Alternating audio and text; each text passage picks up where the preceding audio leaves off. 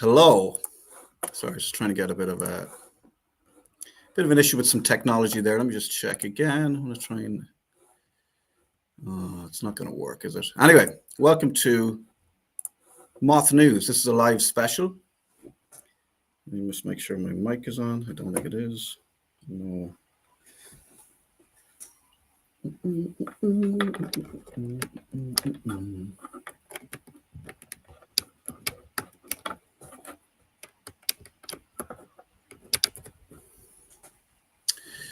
Well, this is what happens when you have breaking news. Welcome to MOTH News Live.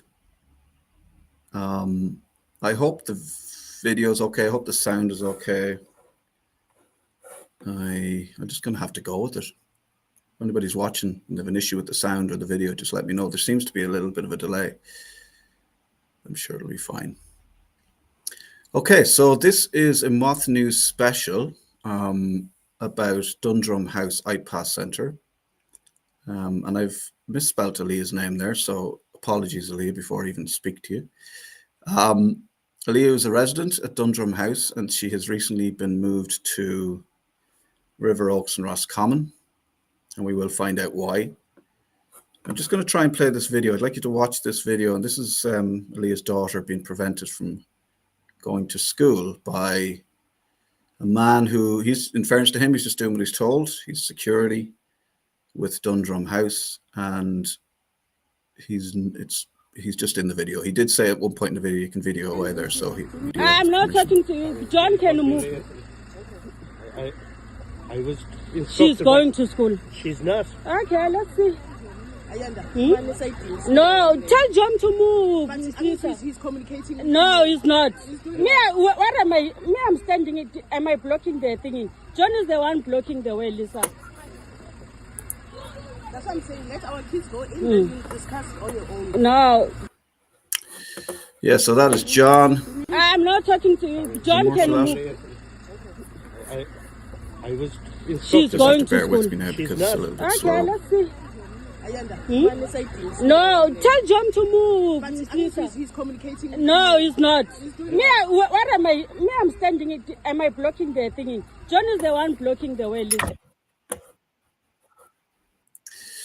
So there's John. He's just doing his job. He's just been doing what he's told, and he's stopping Aaliyah's daughter from going to school. The bus it's not an IPAS bus, or well, it's not. It's organized by IPAS. It's not a Dundrum House bus, but that's the security for Dundrum House, preventing that young girl from getting on the bus to go to school.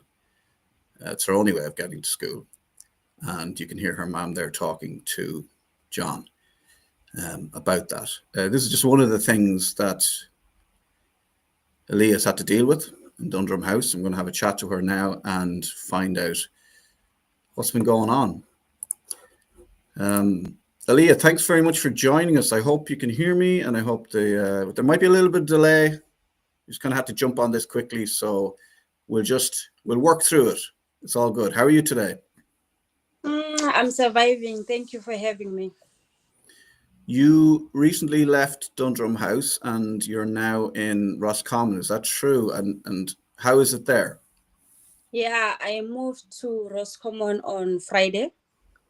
So I'm still trying to settle in. So I suppose, tell me a little bit about yourself. Where are you from and what brings you to Ireland? I'm from South Africa originally. I came to Ireland because of persecution and gender-based violence. So I came to Ireland to seek protection. Okay, so you're looking for asylum. And when did you come here? How long have you been in Ireland? I came in Ireland 2023, July. Yeah, so it's close to going for 2 years. Yeah. Okay. And you've been you've lived in Dublin for a little while? Yes, I lived in Dublin for 1 year plus. Now I'm Dublin to Dundrum. Yeah. To Roscommon. And so you went Dublin, Dundrum, and now Roscommon. This is a new place for you. And you're not alone? No, I'm not alone. I'm with my 8-year-old daughter. And we saw a video there of your daughter being prevented from getting the school bus to go to school from Dundrum House. We'll get back to that in just a little while. So what class is your daughter in? Second year. Second year, okay. Second class. No, Second class, yeah. Second class, and so she's been in. So since she's come to Ireland, she's been in school in Dublin. She's been in school in Tipperary and Dundrum, and now midterm is just finished. So she's starting a new school today. No, we haven't found any school yet. The local school around said she will be on a waiting list. I don't know until when, but yeah. Okay, so she's in that short space of time. She's been in 3 schools, or this will be her 3rd school. Yes. How's she finding that? When we got to Ireland in Dublin, she struggled to settle in, and then they offered therapy and counseling for her, and then she started to open up, and then she finished her 1st class, and then during the summer holidays in August last year, a week before we opened, we moved to Dundrum, Tipperary.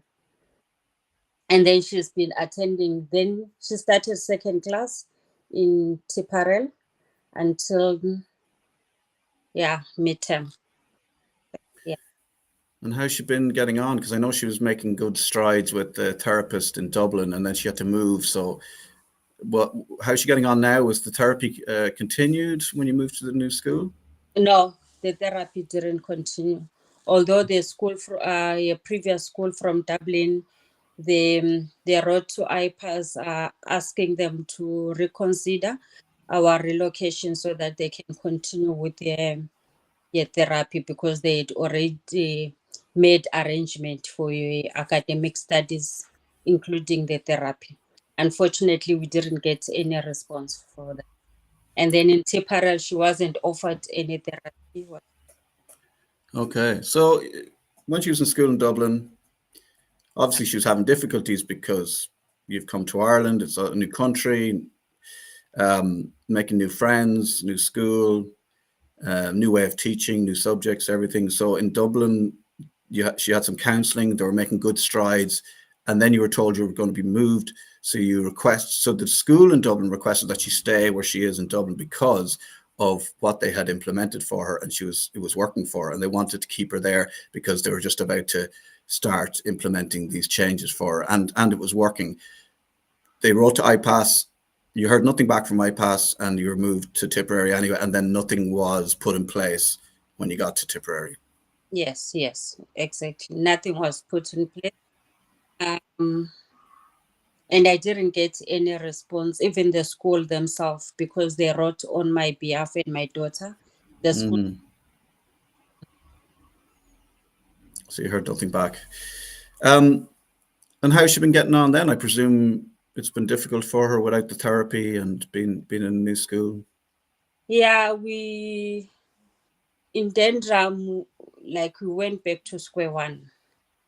First of all, we were traumatized by the living arrangement, the situation, because it was now we have moved from Dublin to a remote area, and then there were no activities, no social life, no friends, and then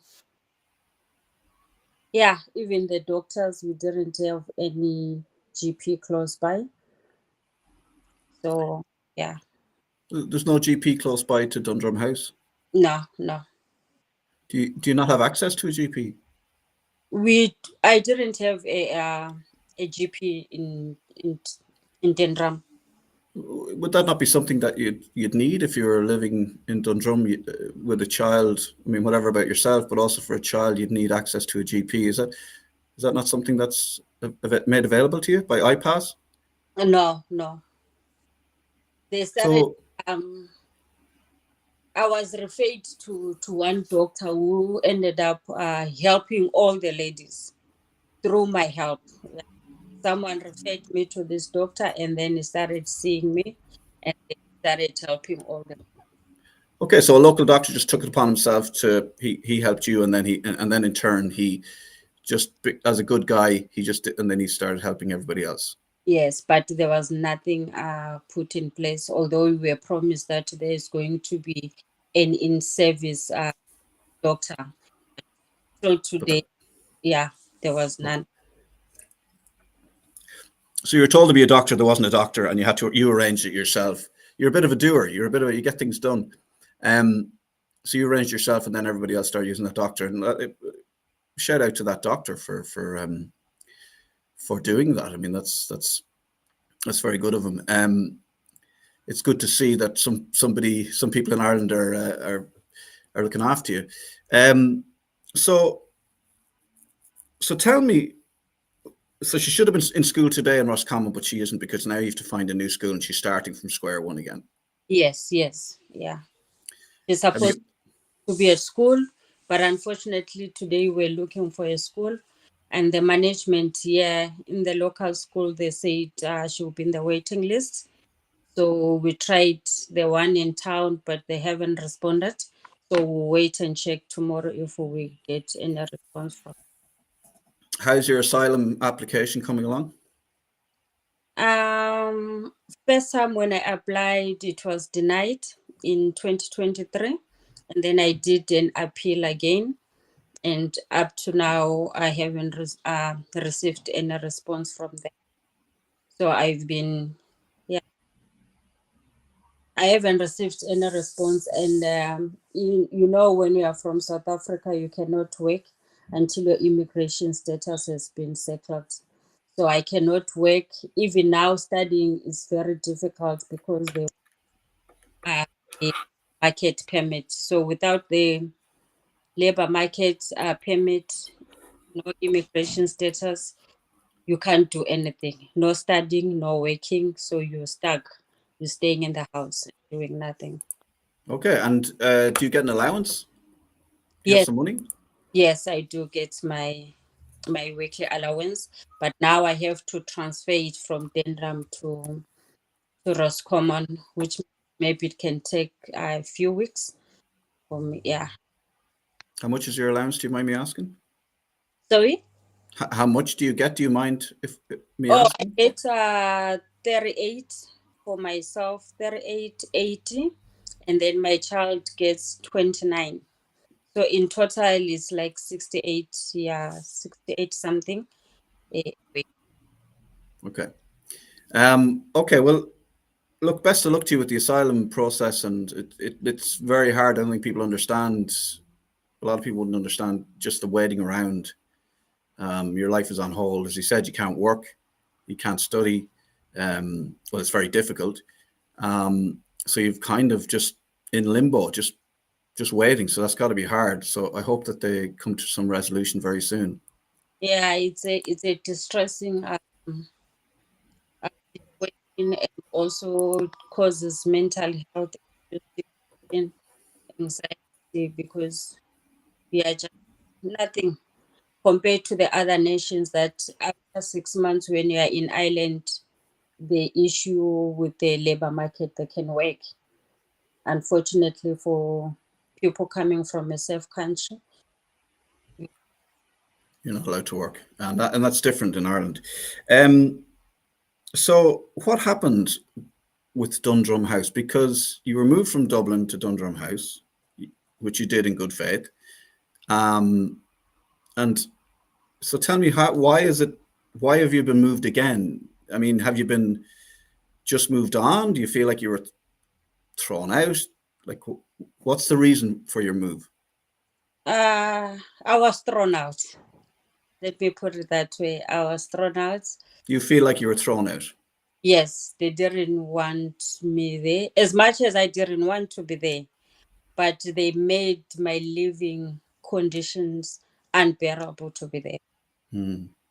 So we're going to get into that, and I think that that's very important. It's not necessarily that you're gone, because I'm sure you're sort of happy enough to be gone, but it's the things you went through because you were speaking up for yourself, you were standing your ground, and you were a bit of a troublemaker, and they didn't like that. So it seems like there was sanctions put on you as a person until you did what they wanted you to do.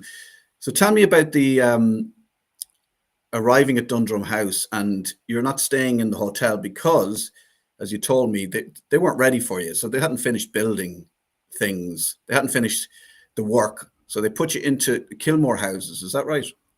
Yes, when we got to Dundrum, we were put in Kilmore houses, and they even gave us the proof of address to tell us that this is your place.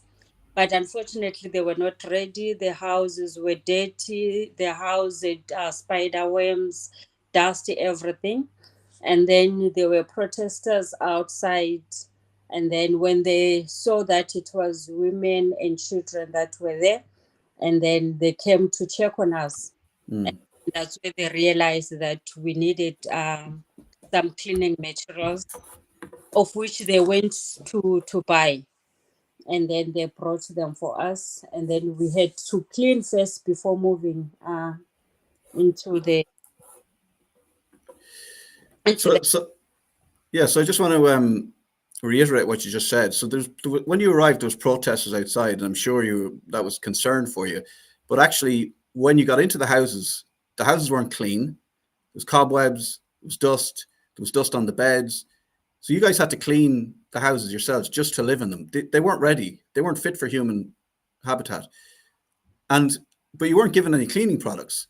no. So it was Karen, I believe, and some of the other protesters, because I think the protesters are getting a bad rap.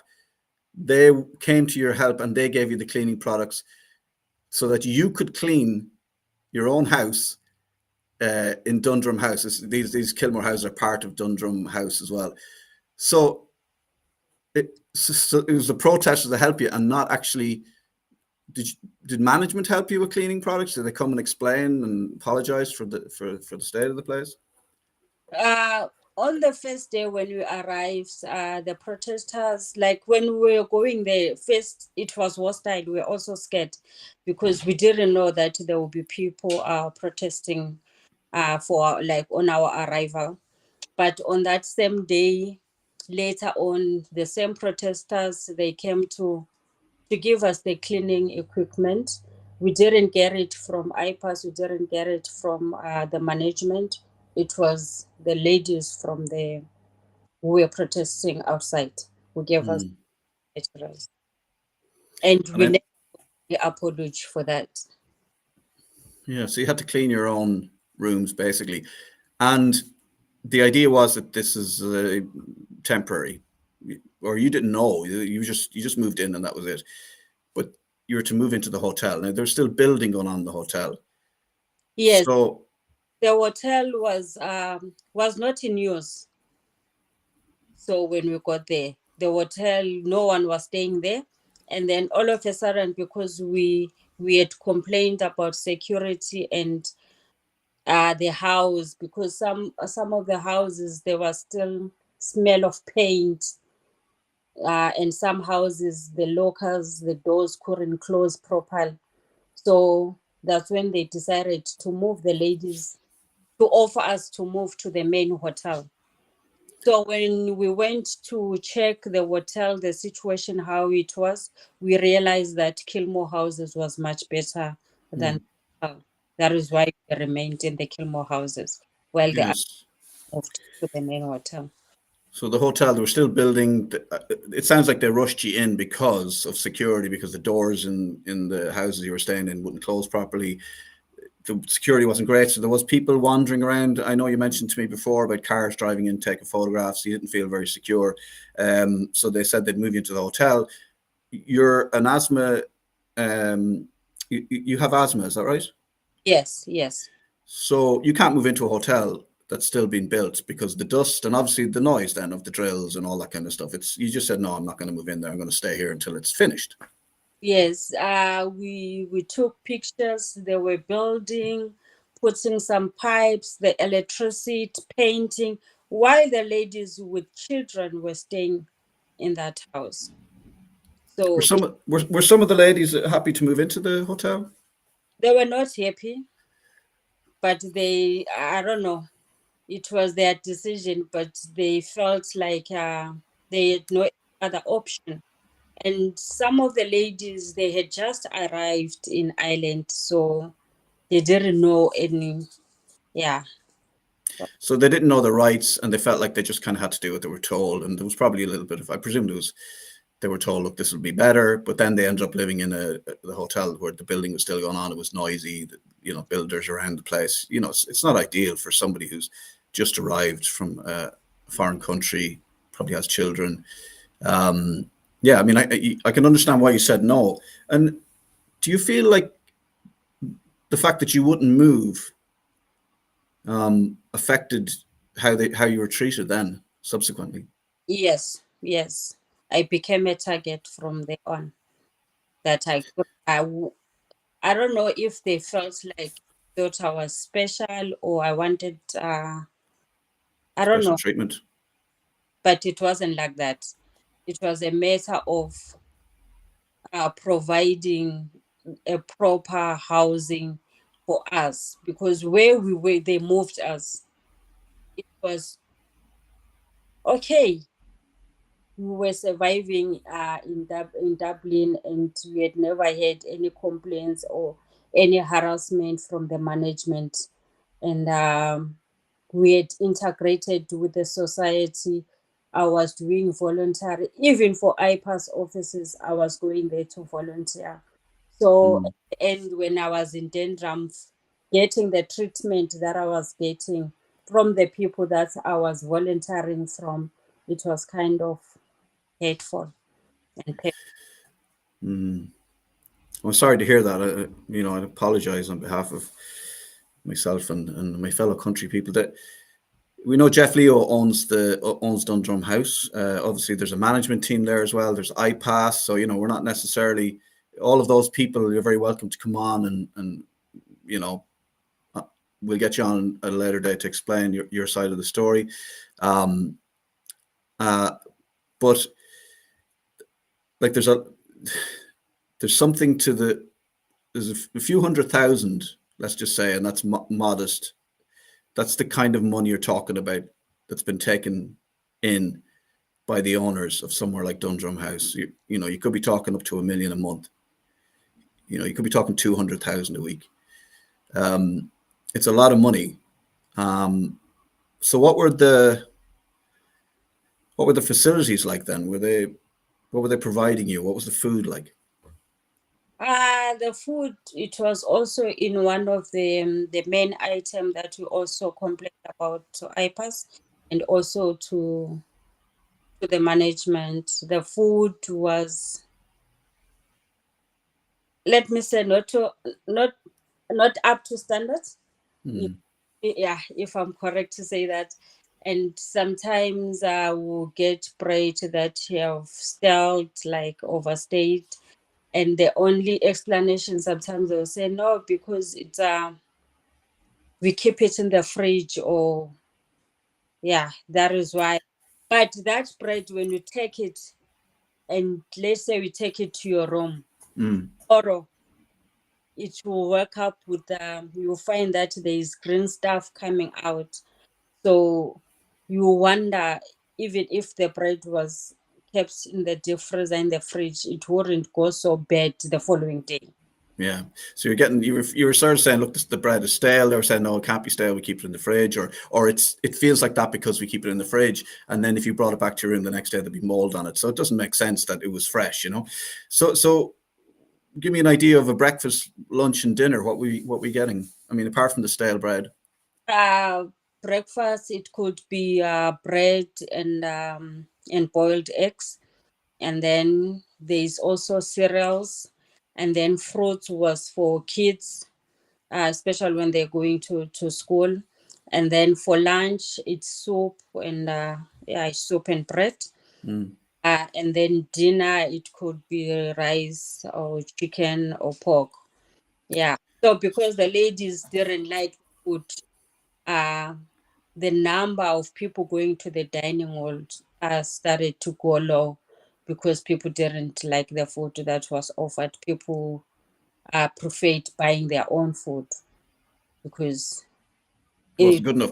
I mean, yeah, it's not that you're saying they didn't like the food. Like they wanted, they wanted bolognese, or they wanted mhm. they wanted like cordon bleu, like some sort of 2-star. They just wasn't good enough. And also they're coming from a different culture. You're probably going, "Well, we don't eat soup. I don't like soup. It's, so all of those things had to be taken into consideration. So people were saying, well, I just can't eat that food anymore. It's rice, chicken, pasta, chicken, pork, whatever. And then you might get some veg and a bit of salad. But it just wasn't good enough. So what happened then when people stopped going to the dining room for their food, and they were buying their own food out of their 30 Yes, they were day. using their weekly allowance to buy their own food. Because when we got there, we told them that back in Dublin, we were getting our vouchers we were buying our own food. So when we got to Dundrum, they were telling us next week you'll get your vouchers until December. So from August, every week will be like next week, the following week you will get it. So it took about close to 4 months. 4 months to get your vouchers, and these vouchers allow you to get food on the premises, to buy food on the premises from Dundrum House. Is No, it from you can take it to the shop?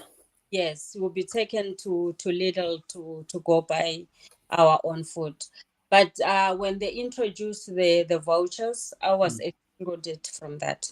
I didn't You vouchers because I was staying in Kilmore Houses since I had refused to move from Kilmore Houses to the main hotel. So for that, the punishment that I got was to continue going to eat that food that she doesn't want.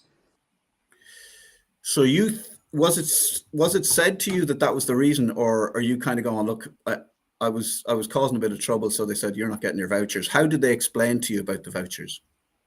With the vouchers, they sent a message in the group that ladies, the vouchers are here, and all of us we went there. We were so excited that at now finally we are no longer going to be using our 38 euros to buy the food. We'll be given vouchers. So when I got there, I was told that they will attend to me lastly. So I had to wait at the end of the queue so that they can send the other lady. So when my turn came, uh, they printed a paper, and the paper it was written, I can confirm that Aliyah is not supposed to get the voucher. And then when I asked why, they said, the person said, I'm only the messenger. So Okay, it's the you, old I'm just the messenger. yes, you Okay, can. and who was that from? It was, I got the message from John, the one who was you saw on the video.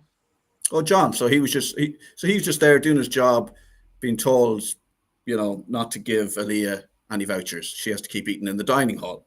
Yes. Okay, interesting. So, and you feel that the reason behind this is because you wouldn't move from the houses into the hotel. And the Yes. reason you wouldn't move into the hotel was because it wasn't ready. So you weren't getting your vouchers. And I don't think people realize, and you'll be able to explain this, how important it is as an asylum seeker when you're away from your country, away from your friends, away from your family. You're in a foreign country, a different environment. It's very important to cook your own food. Yes, because it it it reminds you of back home. You have that sense of like warm cooked meal uh from home, Mm. away from home. I don't know if I make sense there, but yeah. Yeah, I know, and But as a mother as well, you feel like, well, it's my job to provide, and it's my job to make sure that my child is eating healthy. So there is that as well. You want to feel you're fulfilling a role as well as a parent, not just a mother, but a parent. A father would do the same. yes, and also like the kids, sometimes the kids they are also choosy. They don't want to eat this. Mm. And if you can't buy it for them, then which means they are not going to eat on that day because they do not want that food.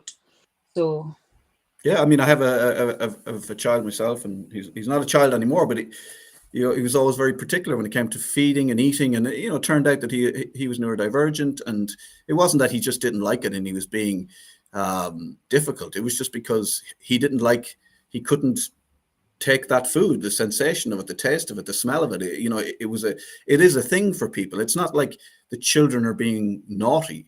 Mm.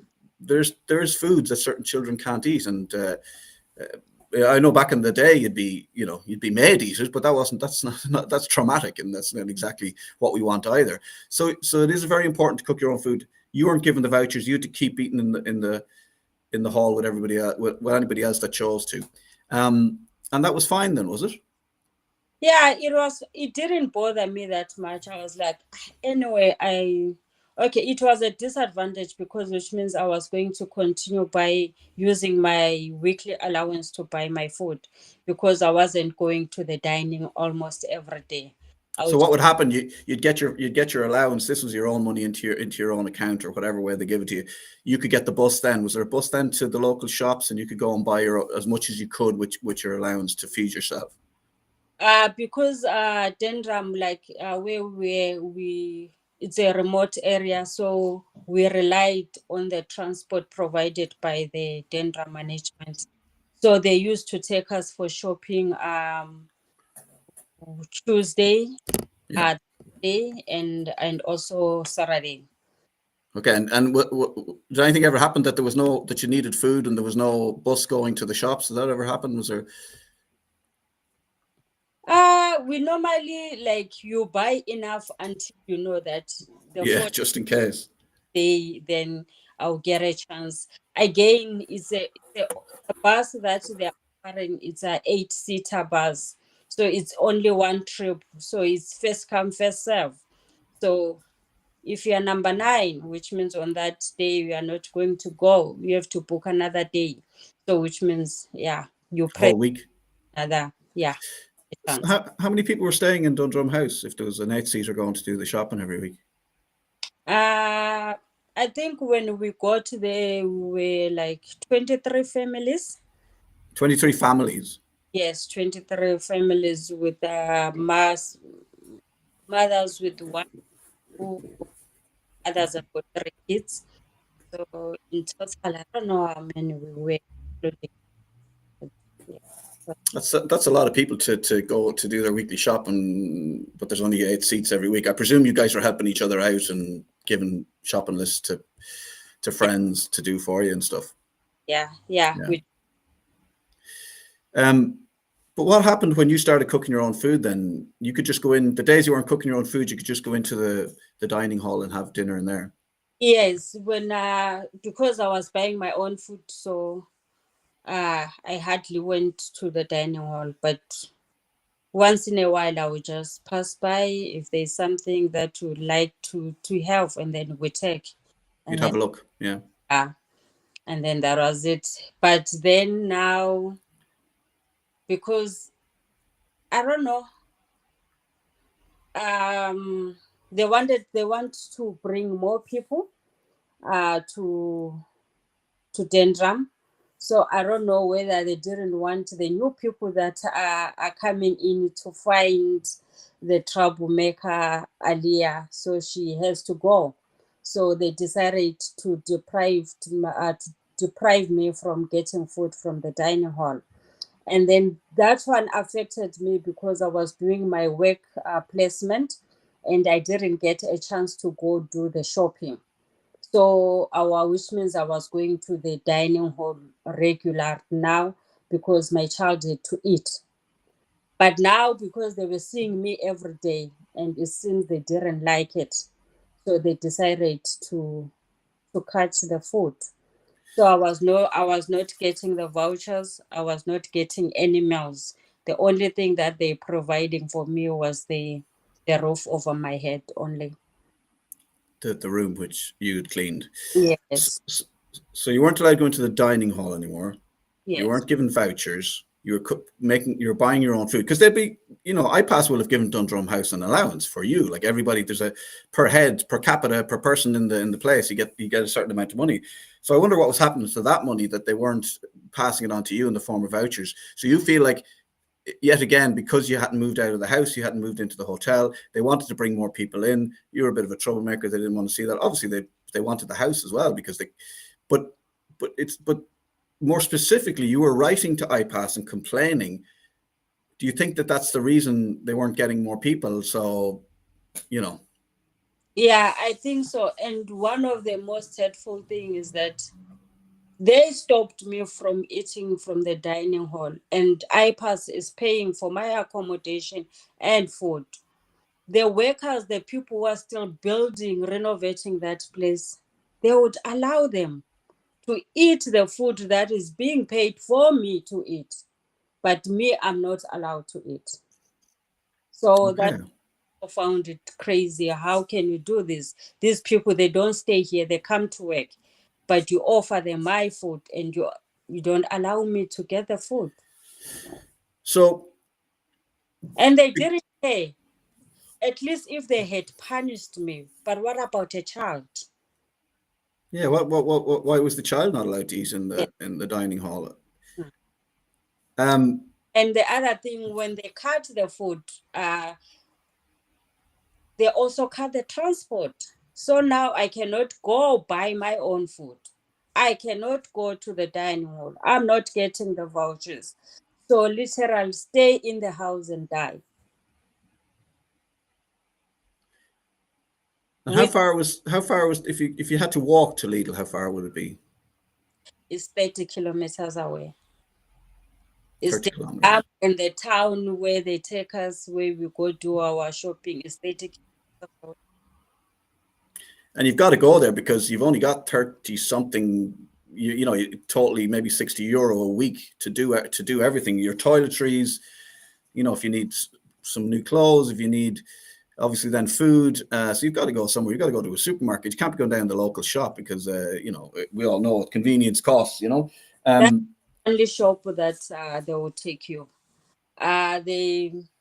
They will not take you anywhere except going to Lidl to buy food only, or when you are going to the hospital. And again, with the hospital, you must provide a proof that you've got a doctor's appointment, or you organize your own transport. So Okay, so you're saying I'm not moving out of this house because the hotel isn't ready. Obviously, you're talking, the builders are still around. These men in your living quarters, where you're living, just wandering around, drilling, dust everywhere, eating your food. Yeah, it's not the builder's fault, but like, they're getting paid to be there. Surely they should they should be eating the food as well. That would annoy me if I wasn't being permitted to eat, not being given any vouchers, and then you just see lads who are working there, and ladies who are working there, who are getting paid to be there, just taking food, no problem, and not paying for it. That's quite vexing. So no vouchers, not allowed into the hall, and now you're not getting a lift to the shop to use your own money, your own allowance that you're given to survive. You're not being allowed on the bus. And then what happened with the school bus? the school bus, we woke up in the morning, I take my child to the bus stop. I found two security, John and the other guy. And then they're telling me, your child is not going to school. Why is she not going to school? You know why you're supposed to move. So I'm supposed to move from Kilmore Houses to the hotel. So now, how does it affect my child? Because my child is supposed to go to school, and this bus is not the Dundrum bus. It's the school bus. She has a bus ticket. So why are you stopping her? Yeah, so she's given a bus ticket by whoever organizes the Department for Children and Education. And I even sent to the school the same message that my child has been prevented from coming to school. Can you, I don't know if you can talk to the bus driver, if is it allowed that they can speak to the security and stop a child from going to school. so they place sanctions on you basically because you didn't do what you were told. I mean, people might say to you, or I'm sure they said to you, why don't you just move? And then, you know, all this would stop. But I don't think that, I would be surprised if they're allowed to stop you eating, not give you vouchers for food, not take you shopping, not allow your child to go to school, an 8-year-old child, preventing them from getting on the bus. Let's just have a look at John here. John said in the video, he said to film away, he didn't mind. So let's just show this. And let's remember, John's just doing his job here. He's been told what to do by the management, by the owners. We don't think it's IPAS are involved. We're not sure, but please, if anybody can clarify any of this. I'm not talking to you. John can move. Poor John here trying to do his job. I was She's going to school. She's not. Okay, let's see. It's No, stolen. tell John to move. But I think he's communicating. No, And at this point, you said she's going to school, and he said she's I'm not going to standing school. it. Am I blocking the thing? John is the one blocking the way. Sorry, no, That's what I'm saying. Let No. our kids go in. that's my technology. It's not working. No, John. Anyway, can so move. I will share that video later on our social media. But that's John, who is a security for, should be security. I'd imagine the security be there for you guys. Why is there security stopping you guys from getting on a bus that is provided for your child? It's a private agreement between the child, the parent, and the government. That school bus to get the child into school. That is, I'm trying to think what the legal, where it lies legally, but for somebody to stop you from getting on a bus to go to school, that's illegal. That's very illegal, you know. And I can't believe that they thought they'd get away with it. And obviously, the reason they did this is because you wouldn't play ball, and the reason you wouldn't play ball is because the living conditions weren't fit for you, an asthma sufferer, probably not fit for anybody. It sounds, if they weren't finished building yet. Yeah, because even now they are still renovating. They are still fixing the place. The place is still not properly 100% fixed. And they are fixing it while people are living there. And besides me not moving, I never violated anyone. I never vandalized any of their property. It was just me staying there and minding my own business. Because I'm not working, I'm only staying in the house with nothing to do. I'm not vandalizing anything, I'm not harassing anyone, it's just staying in the house. So for them to go to the extreme length to like it's yes, a form of abuse. They prevented you from, you know, they cut off your food. They stopped you getting to a shop so you could buy some food. They wouldn't give you vouchers to cook your own food. They stop your child from going to school on a school bus that has nothing to do with Dundrum House. Blocked by a man who has nothing to do with the school bus. I'm sure it was very uncomfortable for all the children and for the bus driver and for, you know, I mean, that's disgusting behavior. And to make matters worse, IPAS has got my email address. IPAS had my address. If they wanted, this is what I know with IPAS, they will write a letter addressed to me. I never got those letters.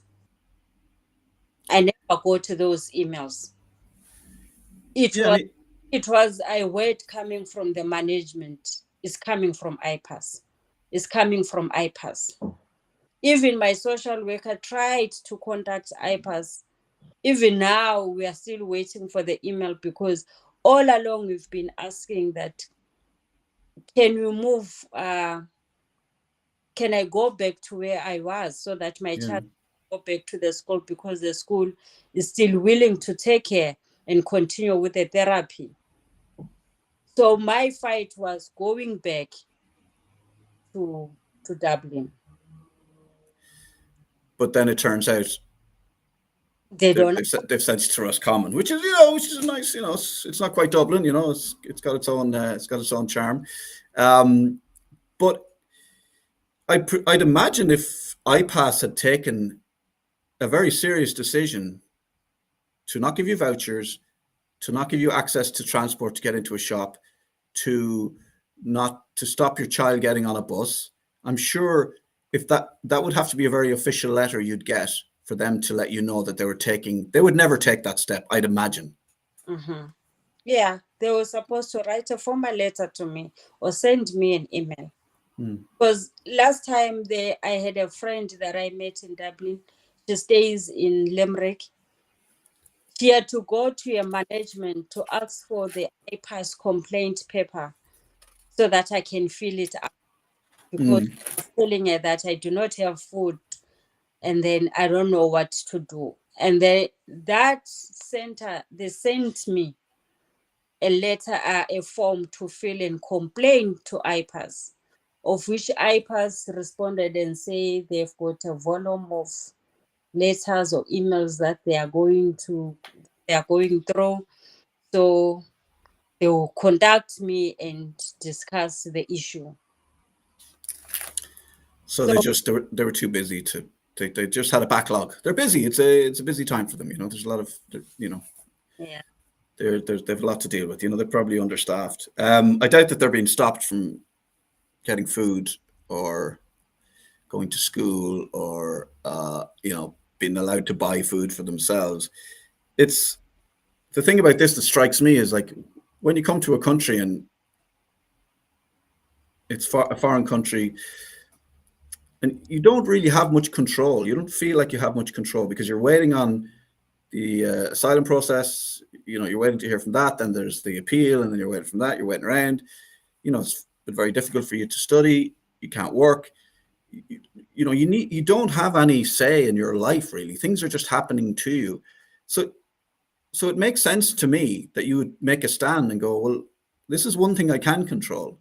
I can just not move here because, you weren't doing it out of belligerence or to make a stand. You were saying, no, I can actually, this is something I can do. I can say, I'm not moving into that house. It's not ready. I have asthma. I'll be sick. Probably doing them a favor because there's no GP on hand anyway. So, they didn't have that. They weren't looking after you in that way.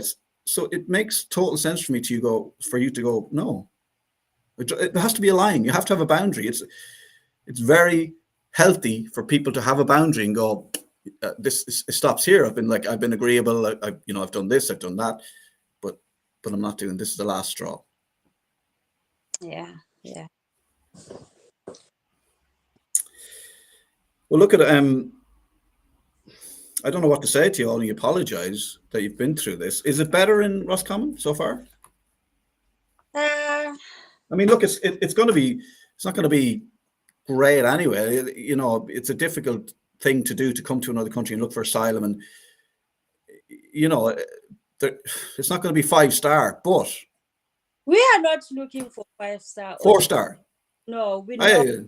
You want a little spa, a sauna, We swimming just pool. want, like, peace. Sorry, I'm making light of your situation. I'm sorry. I'm not really. I'm just trying to make it. It's a human. You're human, Yeah, we are women, and we've got rights as well, because when I was explaining to IPAS on the complaint that you state that you are going to protect women and children, so why are you depriving me of food and not allowing my child to get education or stopping her from going to school? Because this is not what you promised me on the paper about integration and the protection for women and kids. Is the opposite of what I'm receiving here. So do you worry about speaking out like this? yeah, I do. But I mean, they've taken everything from you. What have you got left? I mean, you've sort of been put into a situation. No, what I'm worried about right now, okay, I've got nothing to lose.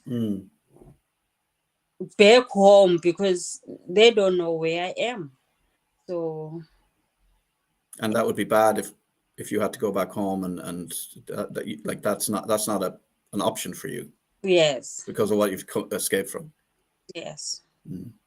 Which is gender-based violence. Yeah, in South Africa, women are killed almost every day, no longer news. So I was afraid to become a statistic. Wow. Well, it's very, very brave of you to do that, to to take your daughter out of that, take yourself and your daughter. I mean, I don't think people understand when they look at asylum seekers and they think, oh, yeah, South Africa, it's not that bad, or whatever, you know. Sorry, this light is really not doing me any favors here. I don't think people understand what you guys are dealing with. That it's as you said, like, women are being killed every day, and it, as you said, it's become so normal that it's not even making the news anymore. Yeah, it's no longer news. So Violence, corruption, you name it. Yeah. You can go do anything in South Africa as long as you've got money, and you can get away with it. So Yeah, a bit like that here too. So are you worried about this affecting your application? I don't know, but We have to hope not. We have to hope it doesn't. yeah, I pray it doesn't. Because if anybody is watching this and thinks that this is an issue, and, you know, these are the type of people we need in this country. We need people who will speak out. You're speaking out on behalf of yourself and your child. We need strong people. We need strong individuals. We need people. You organized a doctor for everybody there was no GP provided. Yes, the GP was even contacting me today, and he was surprised that I have moved. Yeah. That he was updating me that he has managed to get healthcare agents that will be starting to attend to us. So and now you're gone after organizing that for everybody. And there are a lot of women that are still back there in Dundrum that can say their experiences there, and it's not nice. So there's other people that could speak out. They're probably afraid to speak out, and you're speaking out for them. You're a leader. You're brave. You're a doer. You're an organizer. You know, people benefited from having a doctor because of you, an asylum seeker, not because of the management or the person that owns Dundrum House. It was you that did that. And if anybody's watching this and thinking this is bad for Elia's asylum process application, I would say, on the contrary, this would say to me that this is the type of person that we need in Ireland. You're helping your fellow person. You're a good community person. You get things done. I could imagine any employer would be delighted to have you as part of their staff. And like, it's not like when you arrived at the houses and you needed to clean them, you did not clean them. You know, and we have to say, you just got on with it. You got on with it here. You got on with it here. You ate the food. You did the thing. You just got on with it. Yeah. To me, you don't seem like a troublemaker. You seem like a person who just gets on with it. But everybody has a line, and that was your line. I'd also like to say, you know, well done to Karen. I know she's one of the protesters. People don't understand what the protests are about. Me, I don't necessarily agree that that's the way to go, but I love to hear that these people are protesting, and also, but they're concerned about you guys, and they were the ones that helped you with the printing when you needed to print something out because you couldn't in Dundrum House, and then with the cleaning products. And basically, you're probably sort of friends at this stage. Yes, because now that you have mentioned Karen, I think I should also say thank you to her, like, because she's been my rock from day one. The day when she came with the cleaning equipment, we exchanged numbers. And then with that way, we started speaking. And she told me on that same first day when I arrived in Dundrum, anything that you ladies need, let me know. She would bring clothes for the ladies, the toys for the kids. And I remember during the festive season in December, Christmas, I was alone with my daughter in the Kilmore houses, and she brought Christmas goodies for us, and Christmas presents as well. And in Dundrum, we are not allowed to print, so I will rely on Karen to print some document for me. So thank you, Karen. Thank you so much. Yeah, I mean, you know, and just to reiterate, Karen is one of the people that's protesting outside, but like it's just because people don't understand, you know, what they're protesting about. So look, you know, yeah, well done to Karen. And the problem is these IPAS centres, they're making a lot of money. Fair enough, it's a business. People can make money. I don't have a problem with that. But they're not putting the money into what they're like. If they're not feeding you, where's that money going? I mean, is that money just put to one side and you'll get it in your bank account at some stage? The money they should have spent on you for food, you know. To me, that sounds like it's fraud. Maybe like, are they giving the money back to IPAS? Are they explaining to them, well, actually, we didn't feed this woman for a few weeks, and actually, she wasn't allowed to get on the bus, and actually, so will they give that money back? You know, at the end of the day, will they go, well, we need to return that money to IPAS, or do they give the money to you? I would very much doubt IPAS are aware of this. I would like to say once again, if anybody from Dundrum House, Jeff, any of the management, anybody from IPAS, from the government, from that department, would like to come and talk to us, we'd love to talk to you, you know, and listen to your side of the story. Aaliyah, best of luck in Roscommon. Do you play Gaelic football at all? Sorry? Do you play Gaelic football at all? Are you a hurler? No, I don't. Well, I'd imagine your daughter will be playing Gaelic football very soon, and if she's sporty at all, they'll have her. Yeah, they'll have her in the team there. St. Bridget's or somebody will snap her up. Thanks a million for spending the time with me, and I'm sorry, you know, I'm sorry for what you've been through, but thanks for sharing your story, and you're incredibly brave, and you know, I find you incredibly inspirational. So keep up the good work, and best of luck with your journey, and what you're trying to do for yourself and for your child. It's admirable, truly. Thank you for having me. Okay, someday you'll write a book. Yeah, one day I will. One day. Start writing now. They won't give you a pen or a pencil. You just have to write it you'll have to write it in blood on the wall or something like that. But maybe we'll find a laptop for you or something and get you writing. Yeah. If anybody watching can help in any way or wants to provide a laptop, or I tell you what, you could do a podcast. We'll organize a mic for you and you can do a weekly podcast. Keep us up to speed. Okay, it's a deal. I'll teach you how to podcast, and we get you podcasting every week. That'll give you something to do. Yeah. Aaliyah, thanks a million. You're a beautiful person. Really nice to talk to you, and take care. Thank you so much. Good luck. Take it easy, and good luck to your daughter as well. See you. Yeah, there's Aaliyah. Apologies for I had her name spelled wrong. And apologies because it's bloody light. I'm not a lighting guy, okay? Back off. So yeah, this is I mean, there's so much in that. You know, you've got the protesters outside who are protesting, who are helping with the cleaning products and the printing and becoming friends with the women and the children who are in there. And I know that people say, well, what about the, you know, they're protesting about the men and this undocumented and all that kind of stuff. I'm not sure about all that, but that's just my opinion. And on MOTH, we just try and get the stories out there. I'm not here to judge anybody. We're just here to share people's stories. What we want here on MOTH, and the reason that it is here, is because we want Ireland to be a fair country. We want equality for everybody, anybody. People who come to the country in the last few weeks, few months, few years, people who are born here. There should be fairness and equality. And, you know, in a way, as Aaliyah spoke about her reasons for leaving South Africa, you know, it's corruption.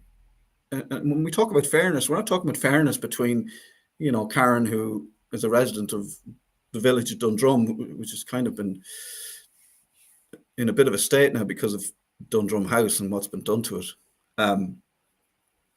They were promised a beautiful hotel by the guy who bought it, Jeff. They were promised a golf course. They were promised business, and they have an IPAS centre, you know, which is fine, but run it properly.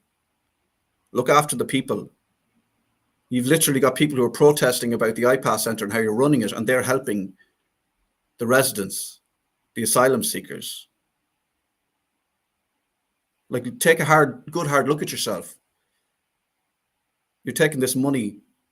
I mean, I heard a figure of like $1 million a month, 200,000 a week, 250,000. I don't know if they're factually correct. Like, it's in and around that. It's a lot of money, because you wouldn't be doing it if it was a lot of money. So people, management, owners, you need to take a good hard look at yourself and see, can you sleep at night? You know, at the end of your days, are you going to look back and go, yeah, that was a good idea. That was good what I did for my fellow man. I was a humane person. I lived a good life. Because you can't take the money with you. You can't sleep with the money at night. So I would appeal and implore for any people running IPAS centres, for homeless, for refugees, for any of these. These are people. Treat them with respect. Treat them like you treat your own. Don't prevent a child getting on a bus to go to school. She wasn't getting on a bus to go to Disneyland. She wanted to go to school, which is her right. And that bus was provided by the government, and you prevented her from that. And that is against the law. So you're breaking the law. You're taking money and food out of people's mouths, and you're putting it in your own back pocket. I hope you feel good about yourself. It's absolutely disgusting, and I'm embarrassed. Anyway, we'll be talking about this. If you have any of these stories like this, we will come back to this on Friday. We'll be live at 3 o'clock. If you have stories about just inequality, what's happened in your town? Do you know people in your local IPAS centre? How are they being treated? It's not good enough, and we need to speak out. And that's what we're here for. So get in touch. You can message us on social media. I feel a bit like I'm just angry. We're on X. Fortunately or unfortunately, we are. We're on X at MOTH News _. We're on Instagram, Monopoly of Truth, at Monopoly of Truth. Get in touch. It was somebody who got in touch through X, and we followed up, and that's how we got Leah on this chat. So that's how we work. We want you out there to be our eyes and ears and to bring us the stories of times where people aren't being treated fairly and humanely, and we'll broadcast their story. That's it. I better go. I'm feeling. It's just people, huh? It's only money, people. It's only money. It's greed. Greed is the problem. Stop with your greed. What are you going to do with it? You just amass more money? Bigger house? Why? Check your conscience. Everybody else, thanks for viewing. Have a good day.